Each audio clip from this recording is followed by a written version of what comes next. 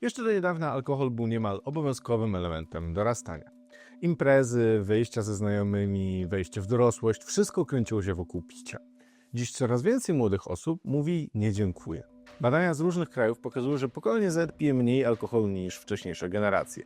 Dla wielu z nich abstynencja nie jest wyrzeczeniem, ale świadomym wyborem związanym ze zdrowiem psychicznym, ciałem i relacjami. W zeszłym roku widzieliśmy to także w polskich miastach i w mediach społecznościowych. Ogromną popularność zdobyły niedzielne coffee parties, poranne spotkania przy kawie bez alkoholu. Opowiadałem o nich w jednej z naszych krótkich rolek.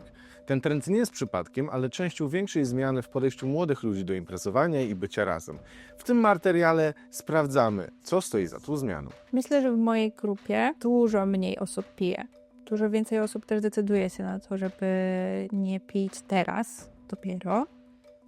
Nie wiem, czy ze względu na właśnie inflację, czy na ogólny trend, bo myślę, że to gdzieś stało się trendem. To po prostu jest modne nie pić i chodzić na rejwy kawowe zamiast na rejwy wieczorne. Myślę, że też moje pokolenie ma dużo więcej zmartwień na głowie i dużo więcej rzeczy, przez które nie śpią w nocy i naprawdę nie potrzebujemy do tego alkoholu. Ostatnio jak przyjrzałem badania, faktycznie widać jakąś zmianę w tym, jak pokolenie Z spożywa alkohol.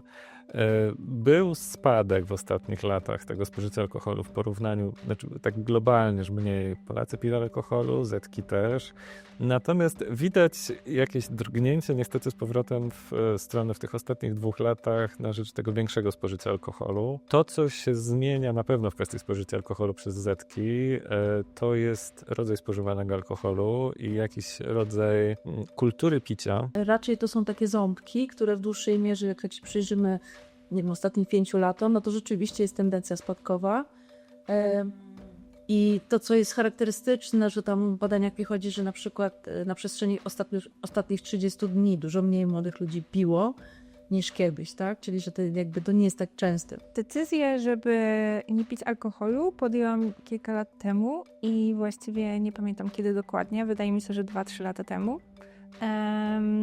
I powodem głównie była jakaś taka świadomość rzeczy, które zrobiłam kiedyś po pijaku, ale też to, w jakim towarzystwie zaczęłam się obracać i to, że moja przyjaciółka jawnie wtedy mówiła o tym, że nie pije i jako osoba neurotypowa przyjmująca zachowania innych uznałam, że fajnie by było spróbować też nie pić i nie uzależniać swojego dobrego nastroju od tego, czy piję, czy nie. Ale też widziałam swoich znajomych, którzy nie potrafili spotykać się bez alkoholu. Chodziłam na silent disco, na którym alkohol powodował, że człowiek się troszeczkę rozluźniał i było dużo lepiej i dużo fajniej było wejść też w interakcję z innymi osobami. A ja tego nie chciałam. Chciałam być po prostu w końcu sobą.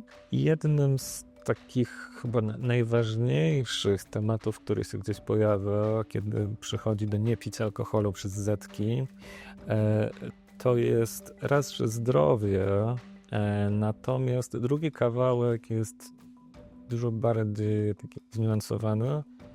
Jest to łatwość bycia nagranym. Obecność taka w internecie i to, że pod wpływem tego alkoholu można robić różne rzeczy i to może dużo łatwiej dzisiaj się gdzieś pojawić, wypłynąć, przemawia za tym, żeby trochę bardziej się ograniczać i kontrolować w tym piciu. I ten rodzaj potrzeby zachowania dobrego wizerunku w sieci okazuje się być jednym z ważnych czynników wpływających na to, że część osób rezygnuje się na co najmniej mniejsze picie, mniejsze spożycie alkoholu. Wśród młodych ludzi jest trochę tak, że rzeczywiście mniej jesteś dziwny, jak nie pijesz.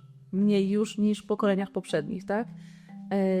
Nie ma takiego, aż takiego zawstydzania, chociaż nadal jest, ale jest mniejsze. Więc jeśli ktoś mówi, że nie pije albo że ma z tym problem, jest więcej wsparcia dostaje niż, nie wiem, tam poprzednie pokolenie, które nie miało w ogóle zrozumienia dla tego. Więc jakby samo to już jest jakby też ten próg wejścia w niepicie jest mniejszy. Nie muszę się tak zastanawiać, skoro też nie jestem do tego tak może namawiana. Jest więcej rozmowy o zdrowiu, to w ogóle jest jakiś temat. To jeszcze myślę parę pokoleń temu nie było w ogóle tematu zdrowie psychiczne. Myślę, że jest też taki ogólny trend do dbania o siebie Znaczy, poza zdrowiem, tylko tak w ogóle, tak psychofizycznie. Też chyba młodzi ludzie trochę myślą o kasie inaczej i trochę o przyszłości. Jakoś tak nie chcą, to znaczy widzą może trochę więcej tą przyszłość. Może jakoś mają większą nadzieję na nią, może też i to zwiększa świadomość. Trochę się przesuwa ten punkt, bo kiedyś raczej punkt był, jak już się upijesz, to jak leczyć kaca. Więc były milion sposobów na to, łącznie z piciem dalej, czyli w ogóle takim wpadanie coraz bardziej uzależnienie. A teraz się przesunęło na co w ogóle mieć kaca. Myślę, że znajomi reagują dobrze na to. Większość też przyjmuje w ogóle, nie wiem, czy można to nazwać trendem już teraz, trochę tak, że się nie pije. Więc większość osób w moim otoczeniu decyduje się na to, że nie pije, tak jak się, nie wiem, nie je słodyczy czy cokolwiek. Też wspominając gdzieś to, jak się zachowywali wcześniej, ale też to, że po prostu alkohol jest drogi. Wydaje się, że te obietnice, czy takie wyobrażenie tych zdrowych zetek, tych trzeźwych zetek, które mieliśmy jeszcze jakiś czas temu, trochę się nie spełniają. Wydaje się, że im starsze zetki w pewien sposób z kolejnymi latami, to później okazuje się, że gdzieś to spożycie alkoholu trochę się zrównuje do tego, co było. Wydaje mi się, że mamy pewnego rodzaju taką dwoistość. Niestety to rozszczepienie, które w ogóle szeroko widzimy w społeczeństwie w wielu tematach i tutaj się gdzieś pojawia. Wydaje mi się, że te osoby, które miały nie pić albo piły mało, będą piły jeszcze mniej albo wcale, natomiast te, które i tak sięgały po alkohol, będą sięgały po więcej czy mocniejszy alkohol. I chyba tu gdzieś jest clue tej sprawy, że po prostu nawet wśród zetek to nie jest taki jednowymiarowy obraz, tylko jest jakiś rodzaj rozszczepienia. Ludzie zaczynają rozumieć, że norma, bo to nie tradycja. To w ogóle nie jest to samo. To znaczy możemy mieć jakieś tradycje, ale to nie musi być nasza norma. I że norma to jest coś, co się tworzy po prostu w czasie. Więc jakby tak jak normą kiedyś było bicie dzieci, no już nie jest normą, tak? A jednak było. I to nie było coś, co ktoś podważał jakoś bardzo mocno, bo to była jakby norma i można by powiedzieć, no tak, norma, więc zostawmy to. No nie. A raczej to jest tak, że musimy się aktualizować jako społeczeństwo i mam wrażenie, że właśnie to się trochę dzieje.